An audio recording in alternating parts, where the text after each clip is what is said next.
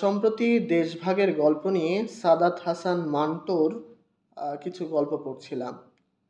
আমরা জানি যে আমাদের ইতিহাসে দেশভাগ একটি গুরুত্বপূর্ণ অধ্যায় জুড়ে রয়েছে এবং দেশভাগের আজ ২০২৪, অর্থাৎ দেশভাগের প্রায় ৭৬ বছর অতিবাহিত হচ্ছে এবং এত বছর পরে এসেও দেশভাগ নিয়ে এখনও প্রচুর গবেষণা হচ্ছে। দেশভাগ নিয়ে প্রচুর গল্প, উপন্যাস, চলচ্চিত্র, চিত্রনাট্য, বিরাট বিরাট কাজ হচ্ছে। তো এই এই কাজেরই একটি অংশ সাদাত হাসান মান্টো, আহ, যিনি মূলত দেশভাগ নিয়ে কাজ করেছেন এবং মান্টো সম্পর্কে আমাদের অনেকেরই একটি ধারণা রয়েছে।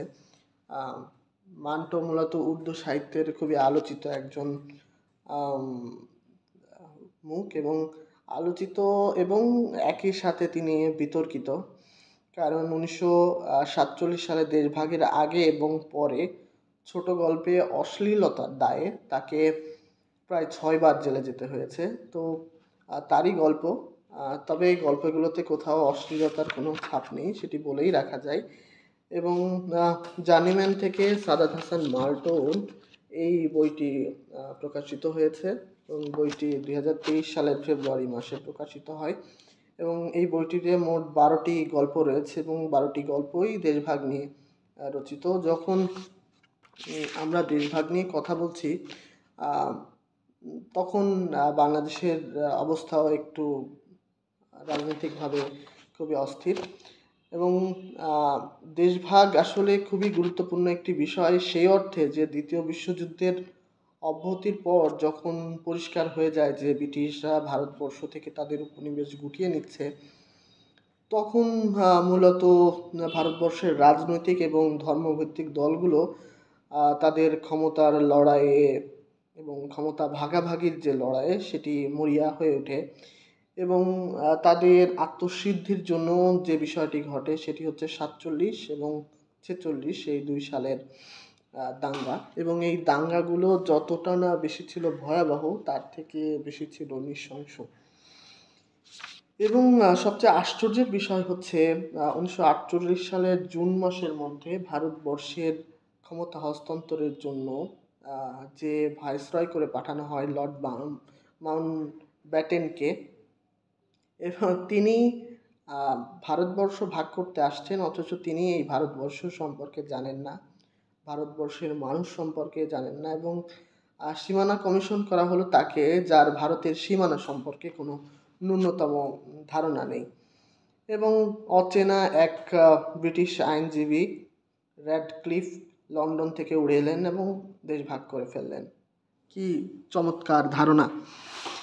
এবং এই দেশভাগের হতাশা নিয়ে জিন্নার একটি মন্তব্য আমি পড়তে চাই। দেশভাগের হতাশা নিয়ে জিন্না বলেছিলেন, পোকায় খাওয়া এক পাকিস্তান পেয়েছেন তিনি, যার পূর্ব ও পশ্চিম দুই প্রদেশের মাঝে এক বিশাল ভূমি হিন্দুস্তান। অর্থাৎ তিনি কিন্তু সেই 47-এ বুঝে ফেলছিলেন যে তিনি কি পাকিস্তান পেতে যাচ্ছেন। এবং আমরা যদি এই বইটির আলোচনায় ফিরি তাহলে বলতে পারি যে বইটি খুবই সুকোপাট্য এবং অনুবাদকদ্বয় খুবই নিষ্ঠার সাথে অনুবাদ করেছেন এবং প্রত্যেকটি গল্প হৃদয়কে স্পর্শ করে। বিশেষ করে আমি একটি গল্পের কথা একটু বলতেই হয়, সেটি হচ্ছে খোলদো। খোলদো গল্পে মূলত সিরাজউদ্দিন এবং তার স্ত্রী এবং তার কন্যা সকিনার যে বিবরণ সেটি উঠে এসেছে এবং গল্পটিতে দেখা যায় যে সিরাজউদ্দিনের স্ত্রীকে হত্যার শিকার হতে হয়েছে এবং তার মেয়ে সকিনাকে গণধর্ষণের শিকার হতে হয়েছে। তো এছাড়া ঠান্ডাগ্রস্ত নামে একটি গল্প আমার খুব ভালো লেগেছে। ঠান্ডাগ্রস্ত গল্পে মূলত দেশভাগের বর্বরতা, লুটপাট, হানাহানি এবং এক নারী তার রাগের মাথায় তার প্রেমিককে খুন করে ফেলার এক ভয়ঙ্কর গল্প এখানে উঠে এসেছে। যদিও এই গল্পের কারণেই তাকে অশ্লীলতার দায়ে মামলা করা হয়, তবে আমি এখানে আসলে কোনো অশ্লীলতাকে খুঁজে পাইনি, বরং দেশভাগের প্রেক্ষাপট এবং দেশভাগের সময় যে দাঙ্গা সেটি আমি বুঝতে পেরেছি। এছাড়া খুদে কসম নামে একটি গল্প আমার খুব ভালো লেগেছে। এখানে মূলত হারিয়ে যাওয়া রূপসী মেয়ের আর সন্ধানের জন্য তার মায়ের যে আকুতি, তার মায়ের যে চাওয়া সেটি ফুটে উঠেছে। এবং এছাড়া আরও কিছু গল্প আমার ভালো লেগেছে, তবে আম, সবচেয়ে ভালো লাগার গল্পটা ছিল সকিনা। সকিনার যে গণধর্ষণ, ভালো লাগা সেই অর্থে বলছি, ছোট গল্প আসলে মানুষের মনে যে ধরনের প্রশ্নের উদ্বেগ ঘটায় সেটি এখানে একদম সঠিকভাবে আমরা লক্ষ্য করতে পারি। তো আপনারাও পড়তে পারেন, যাদের দেশভাগ নিয়ে আগ্রহ রয়েছে তারা নিশ্চয়ই সাদাত হাসান মান্টোকে পড়েছেন। তবে যারা ছোট গল্প এবং দেশভাগ দুটোকে একই সাথে খুঁজে পেতে চান তারা এই বইটি পড়তে পারেন। বইটি আহ, এমনই, এবং বইটি প্রকাশ করেছে জার্নিম্যান এবং মুদ্রিত মূল্য রাখা হয়েছে খুব সম্ভবত 300 টাকা। হ্যাঁ, 300 টাকায়। তো সবাইকে ধন্যবাদ।